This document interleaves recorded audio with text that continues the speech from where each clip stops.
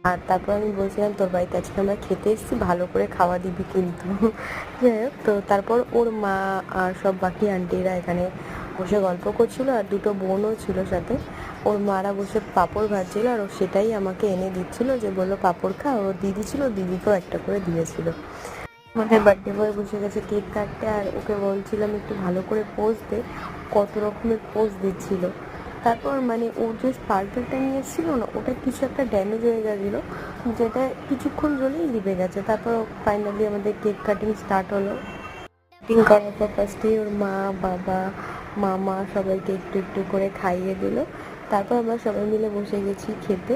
আর আজকের মেনুতে ছিল ভাত, মাছের মাথা দিয়ে ডাল, মাছ, মাংস, পাঁপড়, মিষ্টি আর পায়েস। তো আমরা ততক্ষণ খাবারের জন্য ওয়েট করি। আর তোমরা যারা আমাকে এখনো সাবস্ক্রাইব তারা তাড়াতাড়ি দিয়ে সাবস্ক্রাইব করে দাও। বাই বাই সবাইকে, খুব ভালো থেকো, সুস্থ থেকো।